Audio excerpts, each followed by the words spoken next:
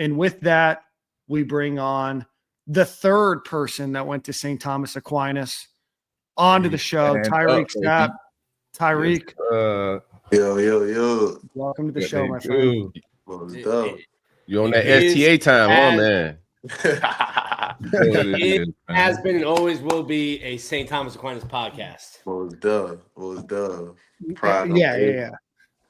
What's good with you though, man? Bryan County boy in the building. Okay, I see you. Ain't too much going on. Just here at home relaxing, man. I can't complain.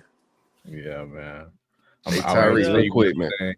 Yeah, do you think? Now, go ahead, Jordan. Oh, I was just gonna say one thing off the rip. Boy, I am happy you came back. Boy, I was scared you was gonna tip off to that league. I said, man, just give me one more good one, man. So I'm happy to see you back in the orange and blue, man. Nah, for sure. Appreciate that, dog. For sure. All right, Tyreek, want to get in, as we do with every guest on the show, take us back to kind of the moment you committed to the Gators. You said, this is home. What was that recruitment experience for you? And then ultimately what made you decide to commit to the Florida Gators? Sure, I committed to the Gators off one phone call. Like, I don't even think the Gators recruited me for real until I committed. Honestly, I actually, it was one of my good friends that was a commit here, and me and him was just chatting through Instagram. He was like, yo, I know you like the Gators. I know Gators are this team. Like, you feel me? Coach running on the RFU or whatever. He was like, you want to get on the phone with you? And then I got on the phone and then that same day I committed. It was crazy. Everything with the moving fast from there. You had some other big offers on the table. The coach goes, "Hey, Tyreak, nice to meet you." He goes, "I will commit. Yes, I'll be there, coach." It's just hello. It almost went just that fast. That's the crazy part about it. But Tyreek, you had some friends and obviously you grew up in Florida, you knew about the Gators and everything else, but you're being, like Jordan said, you're being recruited by a lot of big schools. What made Florida so enticing to you as a player coming out of St. Thomas? Obviously Florida's rich in history, but also I did my research. I always see there's always some good guys, especially on the defensive front going into the draft, the front seven.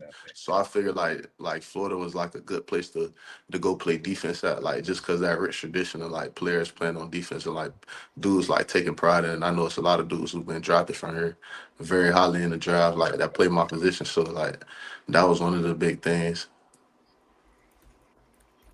Awesome. Is there a St. Thomas or is there a Gator presence at St. Thomas? Alumni wise? Yeah, Jordan or Nick Delatorre, these guys on here blowing you up. Matter of fact, yeah, and no, because our while I was in high school, who went to STA who played for the Gators, we had one person, Trey Grimes, and he didn't even start his college career at UF. He was at O State at first. Right. A long time ago. So that was probably about the only person I was linked in with the Gators. But I know a few South Florida guys that played at UF that I was close with. Right. Probably we need more South Florida guys on the roster. Broward connection. Yeah, it was definitely. What was it like? I think you were you played hand in the ground at St. Thomas, and then I think you've gotten a nose tackle rep at Florida. I do a little bit of everything, honestly. I'm one of those players that I just tell coach to line me up somewhere and I'm gonna just play football. That's real, man. We ball players around here. Just play football, dog. I ain't questioning nothing. I'm finna go out there and make some hay wherever you put me at. So that's it. It's always been interesting to me because you've played outside, you've played inside tackle. Some players might be like, hey man, I'm trying to get to the league. Put me in a spot so I can study this, I can develop, I can do this. Put me on the outside on third down so I can go get sacks. It's never seemed like you've had that mentality. It's just like, listen, you want me to play? You want me to play football? Cool. Safety? I don't. Tell me what side of the field to cover. I'll work on my back pedal. I gotta do so I can get it done. It's all about.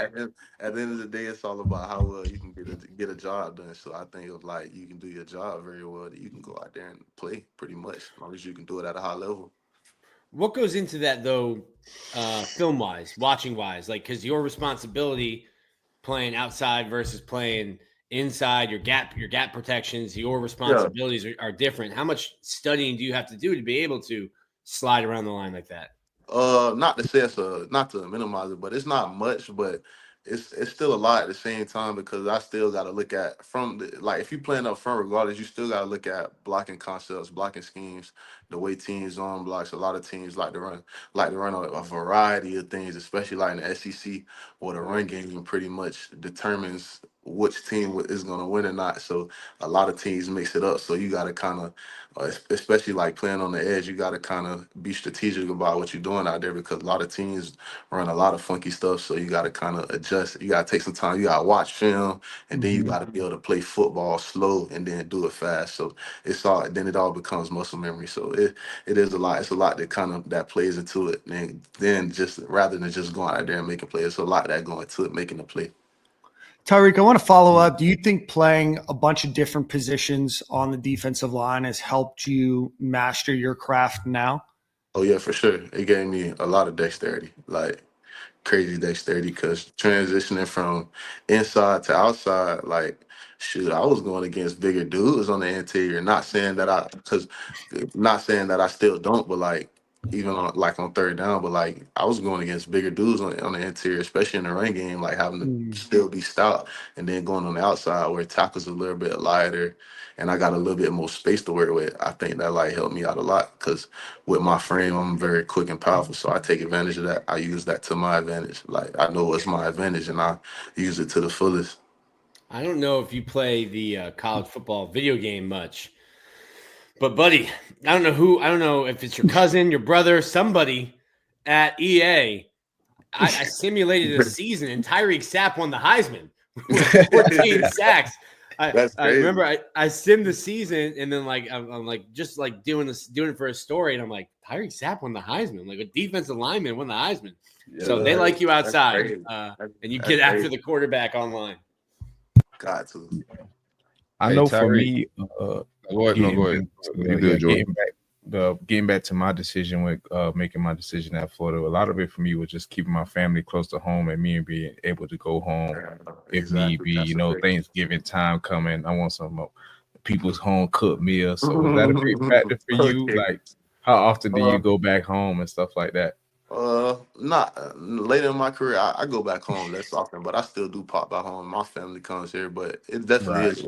It definitely is a good convenience. Like me only being like my home rather than being from another state. Rather, I'm 4 hours away, so and we got a lot of guys on the team who live a lot closer than me. So like I understand like the importance it is, like having like being able to have your family close, being close to home. It's never a bad thing. So. Right. Buddy said 4 hours. You're driving like a Georgia Bulldog if you're making that drive in 4 hours. No, Nick, it's about 4 hours. Nah, I mean, I'd do it quick for 4 hours. 4 hours. If you drive, I feel like if you drive to Miami, then it would be like 5, maybe 6. Yeah. Nah, it's 4 to my door. It's 4 I'm to in his Palm door, and he Beach, lives in bro. Palm Beach. Listen, I live in Palm Beach. It's 4 to my door. Stop ragging on the guys about 4 hours. He's driving safe. He's driving safe. I think we're getting caught up in the minutia here, Nick. Oh man. Yeah. He got an NIL card, Nick. He's not driving anything. He got RT at the end of his car, probably.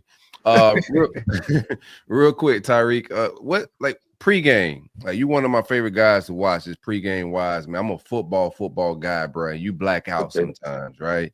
What's that mindset? Like, what are you tapping into, bro? Is it, players have different sources, but what are you tapping into when you get emotional pregame wise? Sure. A lot of players got like different motivation and everything, but the boys always ask me like, "Dang, Sal, why you always get like that? Like, you be like crying, like you be real emotional." I be like, "Bro, I'm emotional for y'all. Like, I know it's a lot of pressure on me. Like, I'm literally like this for y'all. I don't want to let y'all boys down. That's like one of my worst fears. Obviously, my family out here, I got a whole lot of people. I got a standard I got a standard to uphold to a lot of people, and a lot of people that mean a lot to me, including y'all. So I take that very serious. So obviously I'm gonna get emotional. I'm gonna get to the point where I feel like I gotta not protect, but like, go out there and go hunt and go eat for my family. Like, And then being able to not go overboard and be able to be calm and go out there and play football and have fun. Because obviously you can't go into a game over emotional, or it's gonna start to pour everywhere and it's gonna have a negative effect. So it's a happy medium I find. But like, yeah, that's what I always tell them. But I'm like, man, it's for y'all, bro. Like, I ain't trying to let y'all down. I'm trying to I want y'all to trust me. Like, when you put me out there, I want you to know, like, I want him to be one of them guys. Like, it's always a guy out there on the field. When you be out there with him, you be like, boy, I love being out there with him. He's gonna go out there and get it. So I just like being one of those guys. Somebody you can go to war with. Yeah, I If like it. 94 is one of the 11 on the field, I feel good about being on the field. Mm-hmm. Like Black Latimer from the program, bro. Yeah. What that playlist looking like, man? What's a little pregame playlist? Give me a little, I don't know, top 2 songs, top 2 artists, something like that. Artists, I could say artists. So little, I got YB and Okay, yeah, you got to. He always gonna have you turned up. I got YB and some Ride Wave. Okay. That's where the tears come in right there. Right, yeah. Raw Wave, a little Some, calm before the storm. some Ride Wave. I got I got any like drill music in there? I got a few drills. Okay.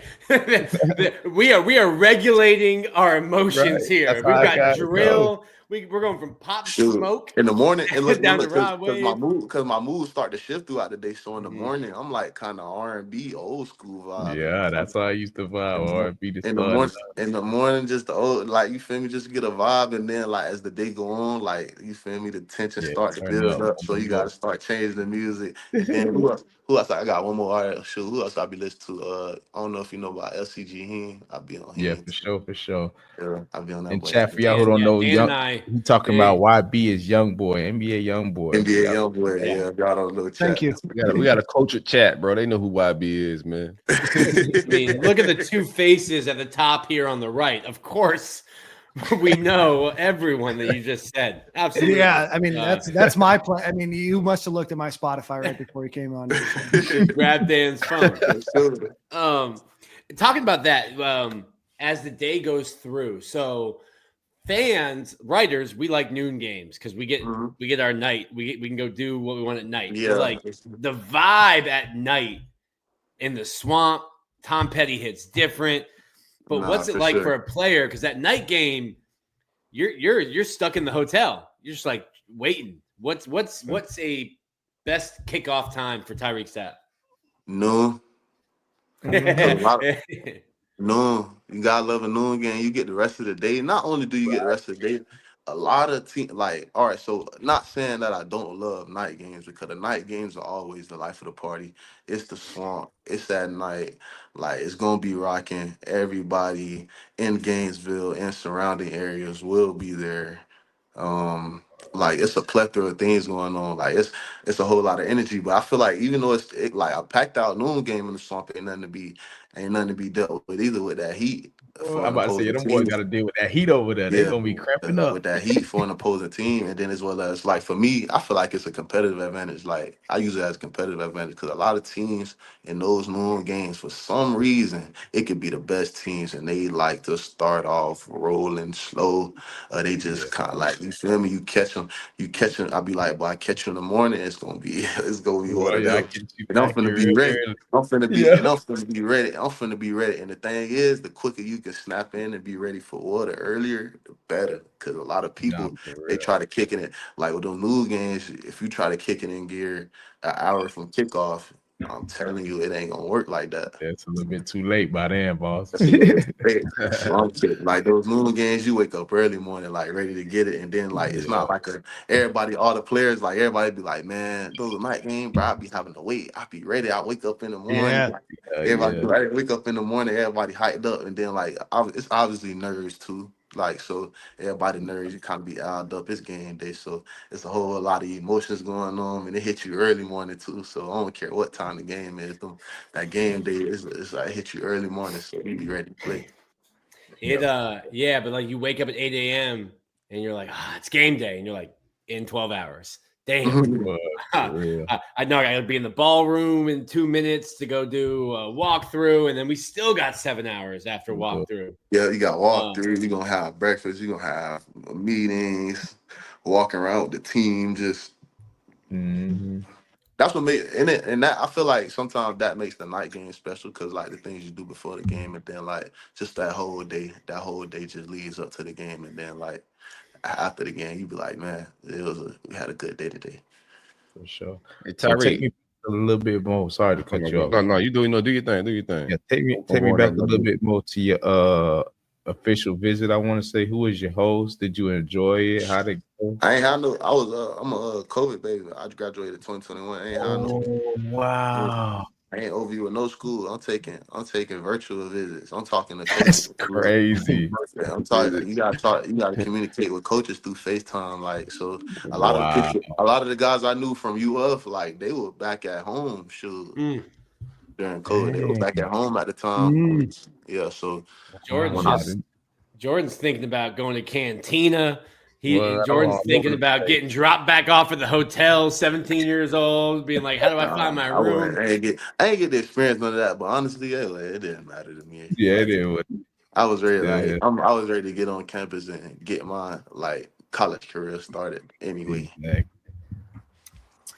let's Tyreek- negotiate. Hold on, real quick. Let's negotiate this number one real quick, man. I seen on Instagram when you were saying that somebody asked who should wear number one. I got some takes myself, like a few guys that I would like to see throw on that number one jersey. But you saying it's off guards. You don't want nobody in it this year. Like, what's your take on number one and the relevance to like a player wearing it, the history of Florida? Like offense, I feel like offensively that's a whole another different thing. But on the defense, like just the way that I feel like Florida defense, like just all out through history, nobody if somebody had number one out there or not. I feel like we should just play like we gotta like build that sense of unselfishness and unlike you feel me. I don't want the spotlight just being on one single guy. Like you feel me, because that's what that number. Like you feel me, that number could That be. number represents. It's almost like you feel me. It's almost like it give you like a different type of power to you, and like and sometimes it can breed like certain things negative in players, and like I don't even want that. Like I don't even want the smell of it around my defense. Like I want air. Like if we want to be the number one defense in the country, like we say we want to be, we're gonna have to do certain things a certain way. Like you feel me, and that just start with being selfish. And then if we got to keep the number one out of the eye, we ain't wearing number one. Sounds like a transfer from Georgia. Still has the stench on that jersey. On that number one jersey. That jersey. Hey, the thing is though, a lot of people like talk about that guy, but people don't know that's like one of my best friends. And good job, Nick. Listen, it's not Justice Boone. It's not Justice Boone. There you go, Nick. And I love that dude. Like I love him and like the two previous, him and Boone. Like I love the dudes. There was two like that who he's talking about specifically. When I first got to college, that's one of the guys that took me in. Right, whether the people knew it or not, he took me in, and like he taught me a few things about like this college football stuff. So I always like salute to him. Was he a year or 2 years older than you? He's 2 years older than me. B is 2 years. Okay. For some reason, I thought y'all were like just a one class apart. Nah. B was to B. Shoot, B came in the class of 2019. Okay. 2019. Then I met B when I first got here. Nah, this is a great dude though, and he's having a good career in the NFL right now. Is he with Green Bay? Yeah, undrafted rookie. Like they're thinking to grab them Gator boys, huh? Green Bay. Even the guys that transferred from here. There's another dude that transferred from here that's at Green Bay, but he played here for a long time. Hot the shoot. I want to get your take on this. Well, first off, we're doing this interview with Florida Victorious. Tell me a little bit about what you've enjoyed working with us at Florida Victorious. Like I've enjoyed everything. Like it's always everything I do at Florida Victorious is always a different experience. Like, and I love different things. I don't like kind of the same repetitive things. I think the things that we get to do in the community, like with each other, like it's a whole lot of opportunities that we get with Florida Victorious, and it's a whole lot of things we get to do that doesn't only like just affect and help us, but we get to affect other people and be a part of other people's lives, and that's something special. So that's one of the few things I enjoy. I was just over at Hidden Oak, and like I got a whole different perspective, seeing like how much they're doing, like games, like putting a hula hoop, you're holding hands, like moving a hula hoop, and just how like into it guys were getting.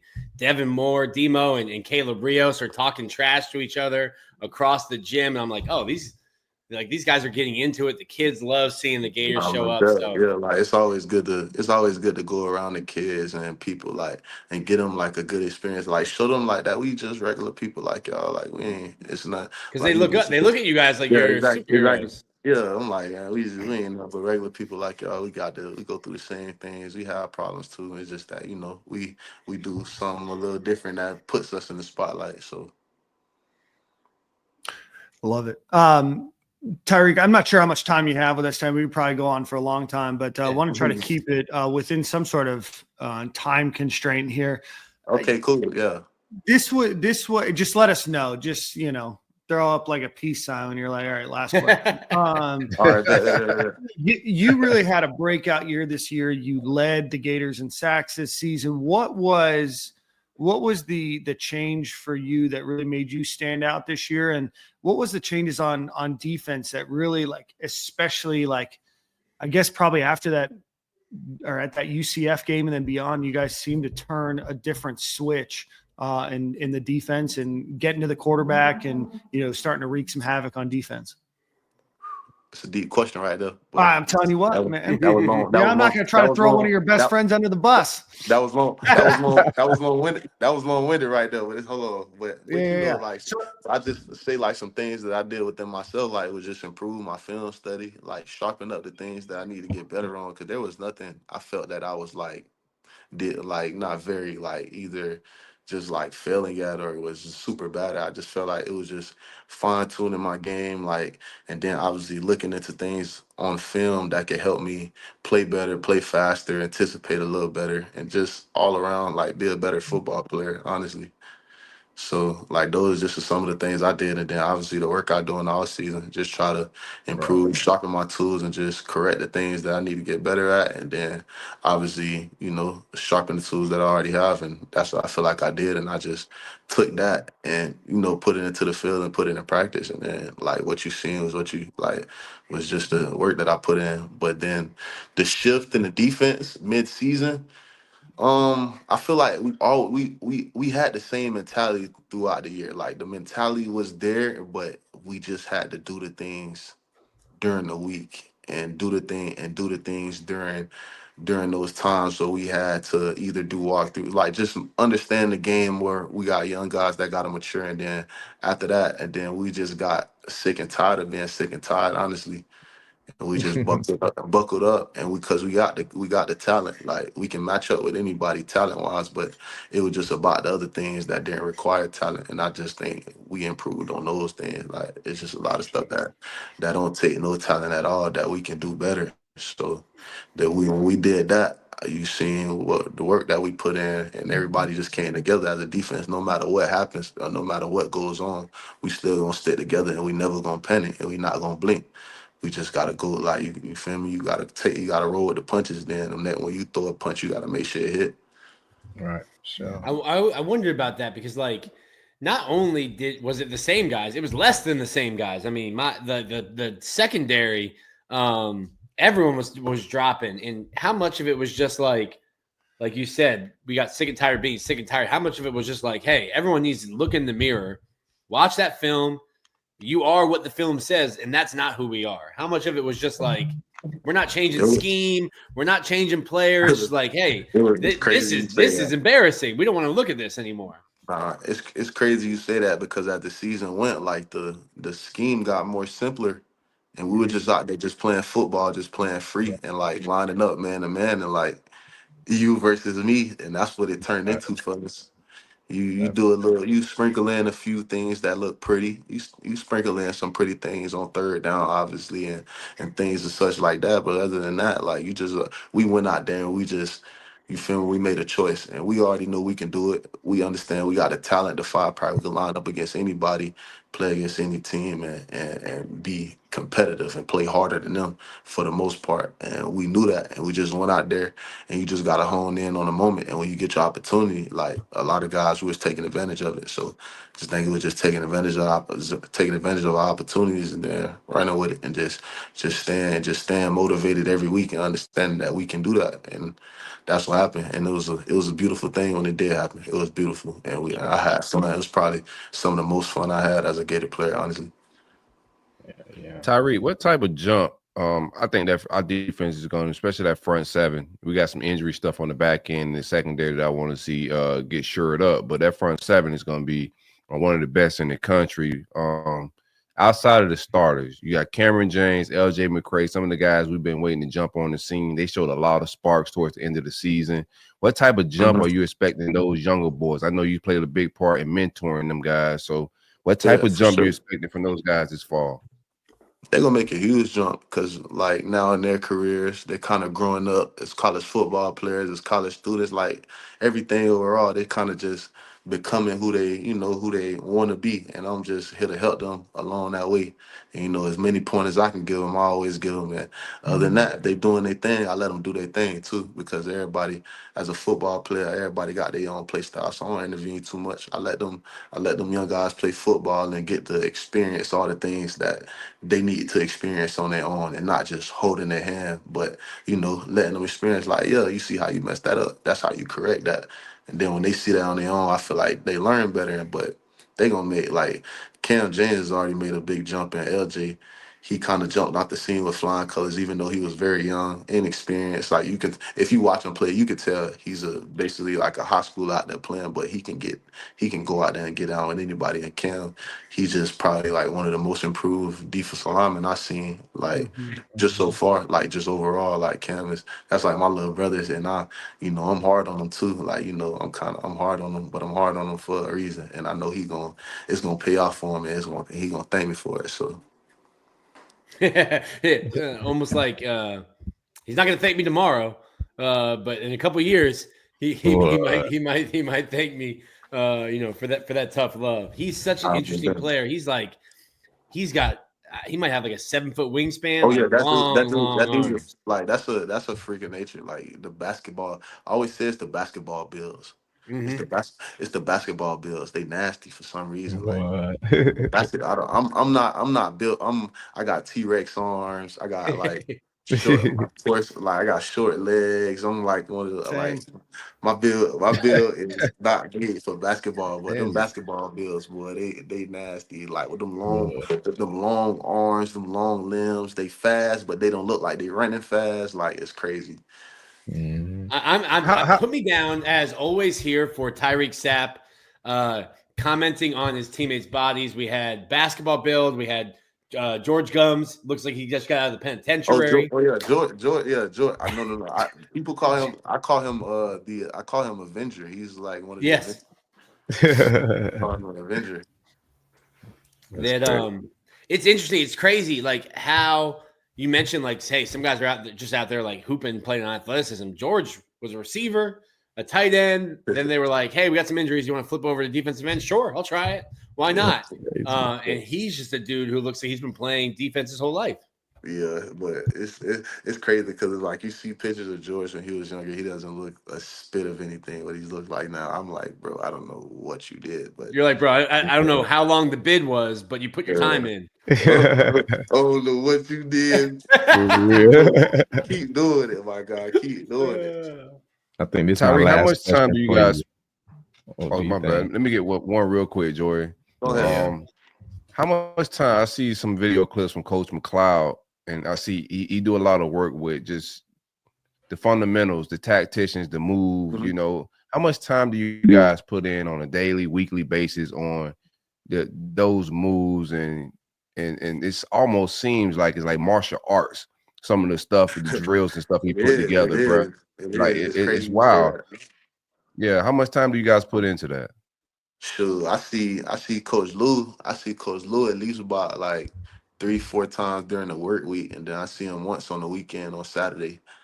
But nah, Coach Lewis just like he been like a big help, and people don't even know how he got on our staff because Lewis never worked for a college, and people don't know that. But Lewis one of those guys like he a real inspiration because he's showing like a lot of those guys that are in like his work or what he do like especially like training the art of pass rushing. He's one of the like a lot of people don't know like he's one of like those like one of those ones that doing that. He knows what he's doing. He always has a plan and like he always just even though like he's teaching us moves, he always like do it how you need to do it for it to work. It's not like, oh, do it exactly like this. Like, do it how you need to do it for it to work. Because everybody rush is different, and he understands that. And not a lot of trainers, not a lot of coaches understand that players got their own play style and their own rush style. So he see that, and I spend a whole lot of time with Lou on and off the field. Like, so Coach Lou is like he plays a big part into my game, even during the season. Like after practice, we always doing like some little stuff just to tweak up things. I'll be like, hey, I felt like I ain't feel good at doing this today, or I got a look that was like this, and he always willing to come out and be like, and give me the look and tell me how to combat against it. Speaking of coaches, I want to ask you about Gerald Chapman. Obviously, he comes, on board last year.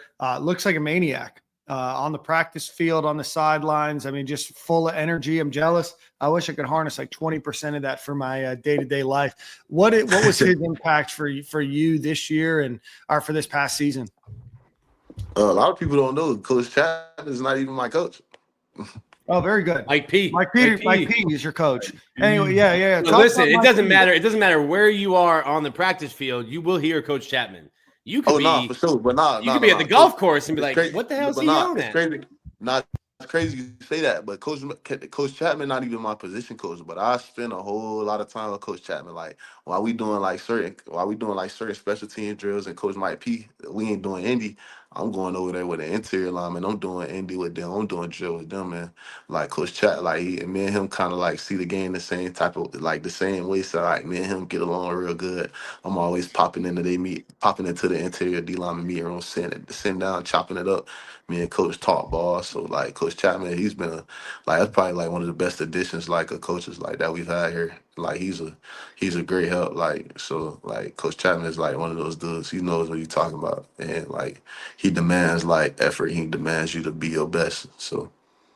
Well, let me ask you a follow-up question. And sorry, as I should have prepared better for the show and known that Mike P was your coach. More film, Dan. More film. Yeah. I got to get back in the film room. Mike P, we've had a lot of players on the show. We haven't had a lot of folks that are coached by Mike P. Obviously, Mike P played at the University of Florida. He's been here, for the last 3 seasons. But what's his coaching style like? What's he like as a person and a coach? And just talk to us a little bit about Mike P. Coach Mike P, that's a great dude. That's like probably one of my favorite probably like one of my favorite coaches on the staff. Like Mike P. Mike P, one of those coaches, like he gonna always push you to be the best, and he'll never like.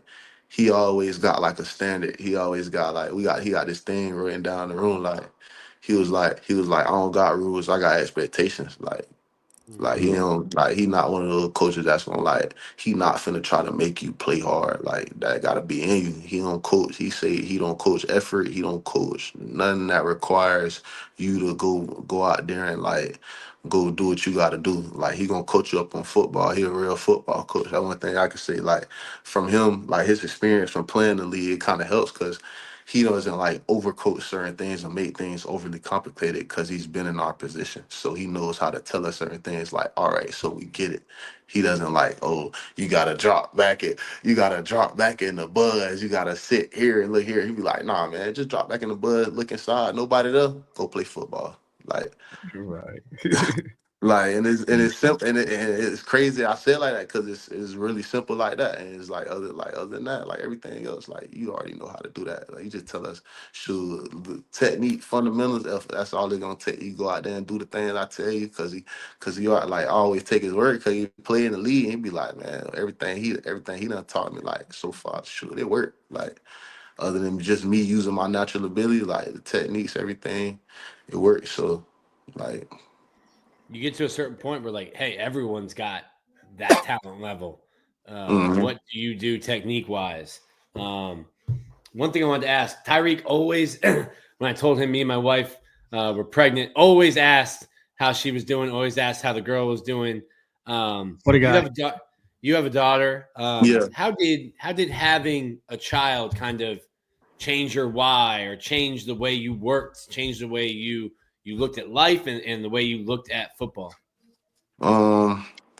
Man, that's a deep one. But I think like having a daughter, like obviously it makes you mature quicker, but like it gave me it opened my eyes to like everything is not about me. And like I feel like having a daughter, like it showed me like how selfish I was like before I had a kid. Like it show you how selfish you'd be like, man, I was super selfish because everything's about you, Mm-hmm. and all your energy is focused towards you and working towards yourself and not knowing else. But now that everything I do is a reflection of her and everything that she's gonna be about and what people gonna look at her and see her as. So I always take pride in that. Obviously, pride in being a dad, and like she's always like that's my motivation every day. I don't care rain, sleet, snow, how I'm feeling. Like I'm gonna make sure she's fine, and that's why I can always go do what I do with a smile on my face, regardless of how I'm feeling. I know she's gonna be fine, so that's all I be thinking about her rather than myself. So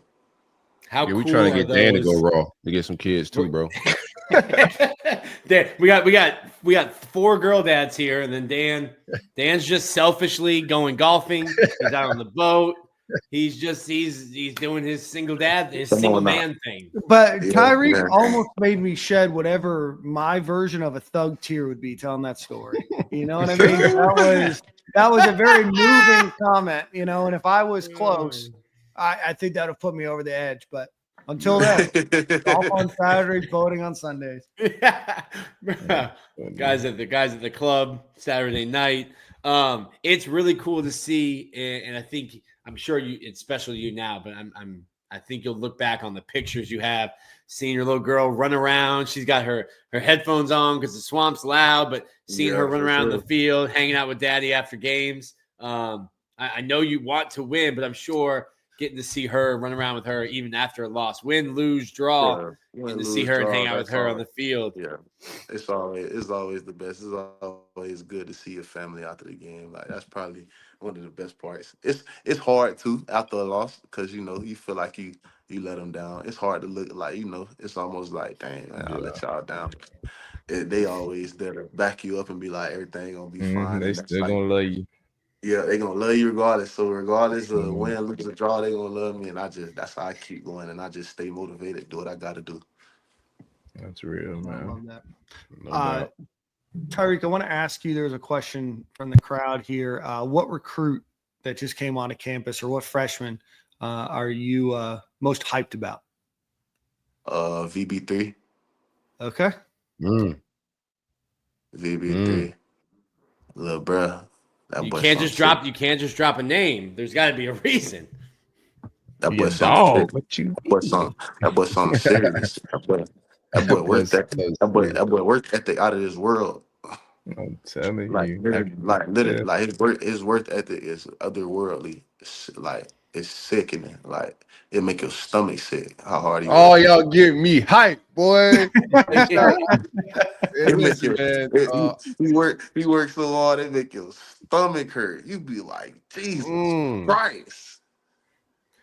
You tell him, hey man, go home. You're making the rest of us feel bad. Yeah, it's all right. He'll mess you up because he's just so mature with it. He's so humble, so you won't even know. He one of them guys you might think he's sweet. All right, go out there and line up in front of him. What? You'll look at his Find stat. out. You'll look at his stature. You'll look at his stature too. He not big at all. He not big. I call him squirrel. I be like squirrel. But you getting it today, boy. That little squirrel.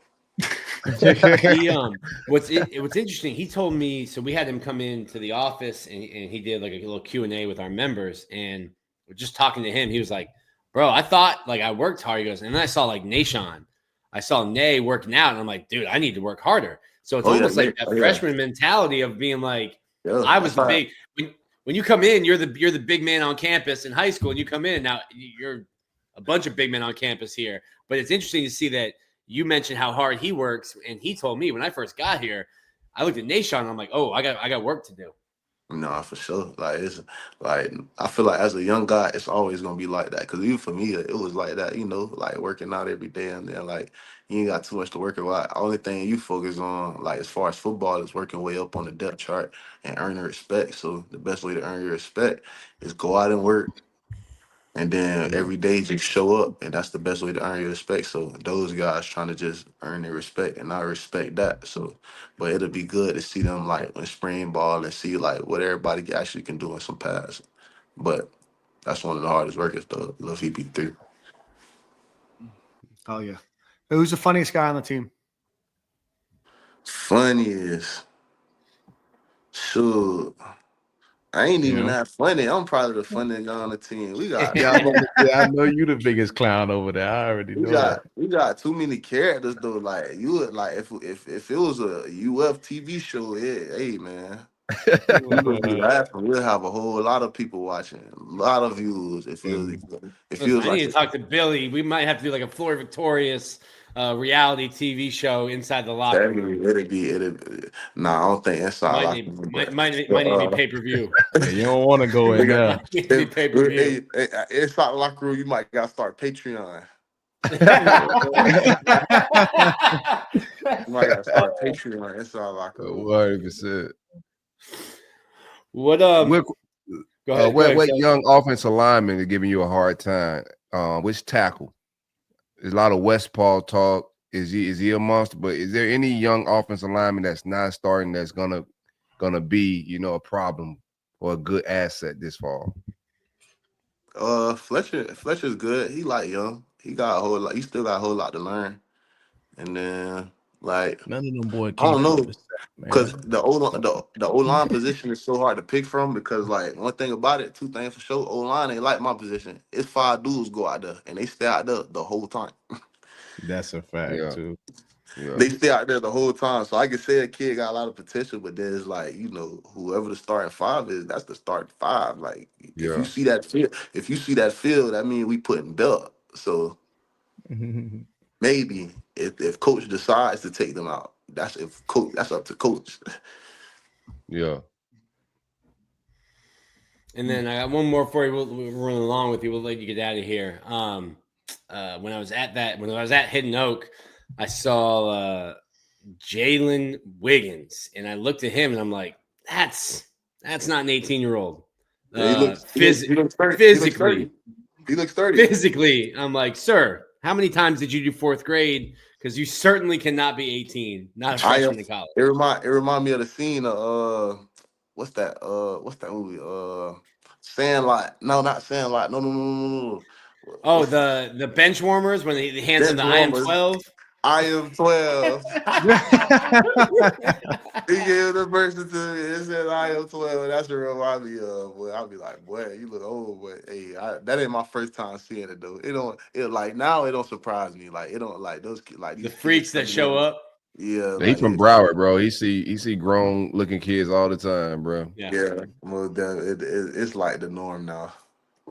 Yeah. How are both him and Woods doing? 2 young guys. I think no, both in your room. They both in my room. They doing good. They still like find it like feeling their way around. But I feel like with some time they gonna get it. All they need is somebody behind them to push them. Like they real motivated. They don't really need nobody to tell them get up and go. They just like need somebody to kind of show them the way, show them how to do things. And I feel like they real good listeners. They gonna follow my lead. So they gonna do good with some time. That's what happens at St. Thomas, Dan. They create leaders. What happened to you? Well, there's every once in a while the apple falls and it gets kicked and it goes down a hill. It hits the ugly tree. It hits all the ugly branches. Yeah, I got you. There are outliers like me, but for the most part, Jay Scarlett, T Sapp. They beef every show, Tyreak. Like every week. I'm telling you what, I'm Tom and Jerry, bro. Trying to keep it cordial. Y'all so boy. We are the comedic relief of the show. Yeah, gotta lighten it up, man. I love it. Well, Tyreak, why don't we let you go? Let everybody know where they can follow you on social media, man. And thank you so much for 47 minutes here. You can follow my Twitter at my first name Tyreak _Sapp, and then you can follow my Instagram at 99_nightmares. And like, man, y'all just should follow me, man. Yeah, man, we're pumped. We're pumped for you. Congratulations on your success last year. We're excited to have you back this upcoming season, man. Best of luck. This spring practice rolls around here soon, and we'll talk to you soon, my friend. All right, man. Y'all appreciate it, man. Y'all take care. Appreciate you. Sapp. All right, for sure.